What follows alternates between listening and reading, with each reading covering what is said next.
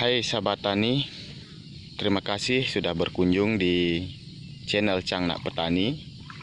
Apa kabar hari ini? Semoga kita semua dalam keadaan sehat selalu, sehingga kita bisa beraktivitas dan bekerja seperti biasanya. Meskipun dalam situasi dan keadaan pandemi seperti saat ini, kita para petani harus tetap bekerja untuk menanam padi demi mencukupi ketersediaan pangan bagi bangsa dan negara yang kita cintai ini. Di video saya sebelumnya, saya telah mengulas tentang proses awal persemaian. Nah, sekarang saya akan membahas dan memberikan informasi kepada teman-teman petani di seluruh Indonesia tentang cara merawat bibit padi di persemaian agar pertumbuhannya sehat dan baik. Saat ini umur bibit padi saya sudah berumur 1 minggu. Nah, teman-teman bisa melihatnya tingginya kurang lebih antara 10 hingga 12 cm. 2 hari yang lalu, berarti umur 5 hari setelah semai, saya sudah buka penutupnya. Yang kemarin saya menggunakan layar jemuran, karena dari umur 0 sampai 5 hari bibit ini ditutupi menggunakan layar.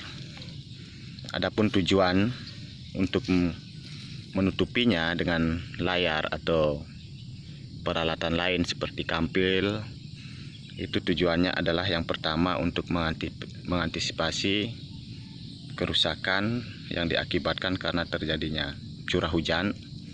Nah, kalau misalnya dari umur 0 sampai 5 hari, itu kan pertumbuhannya belum bagus, itu masih dalam bentuk benih.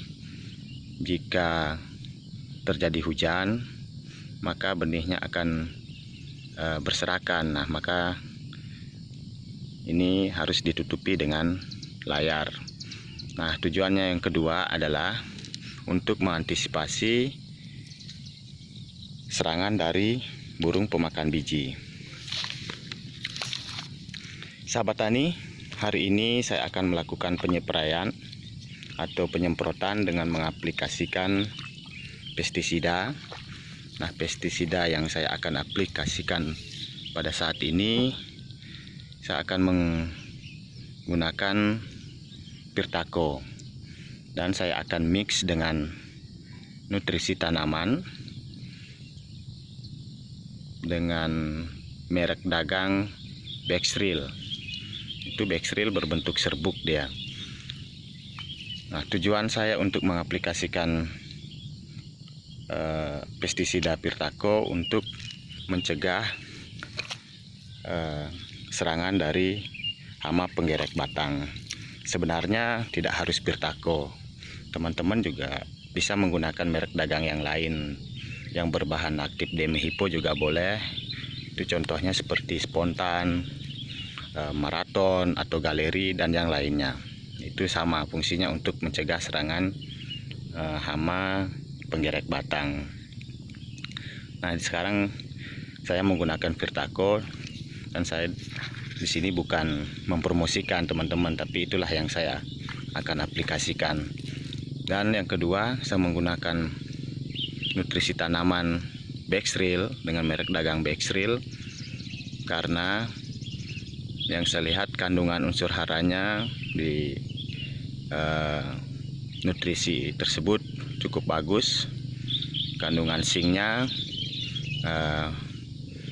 cukup banyak, karena di sana diberikan keterangan Bexril itu bagus untuk pH tanah yang kurang dari 6,5 atau 3 hingga 5 pH-nya. Nah, karena tanah saya di sini rata-rata pH-nya cuma 5, maka saya menggunakan Bexril. teman-teman juga boleh menggunakan nutrisi tanaman dengan merek dagang yang lain. Jadi disesuaikan saja. Dan rencananya seminggu lagi atau sehari sebelum pindah tanam saya akan spray kembali atau semprot kembali tanaman ini.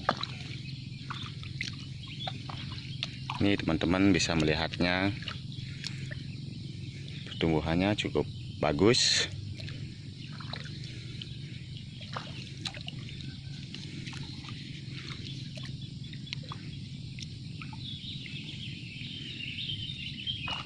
Nah, yang ini saya kasih berikan informasi ke teman-teman. Ini ada sedikit pertumbuhannya kurang bagus, tapi sedikit saja. Ini disebabkan karena layar yang saya gunakan untuk menutupi benih ini kemarin ada bekas cairan solarnya. Jadi pertumbuhannya tidak bagus ya. Kalau dilihat antara 10 hingga 30 cm saja teman-teman. Jadi itu pengalaman. Jadi teman-teman nanti kalau menggunakan layar atau penutup lainnya, jadi harus bersih, tidak boleh berbekas cairan solar atau cairan herbisida, bahkan itu tidak bagus teman-teman.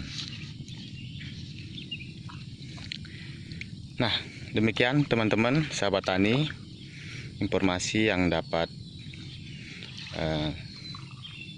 saya berikan tentang cara merawat bibit padi. Semoga bermanfaat, dan apabila ada kekeliruan dan kekurangan saya akan mohon maaf. Sebelum saya akhiri, pada teman-teman yang baru berkunjung di channel Cangnak Petani, mohon jangan lupa di like, subscribe, dan share channel ini untuk mendapatkan informasi tentang budidaya tanaman padi. Terima kasih dan salam tani.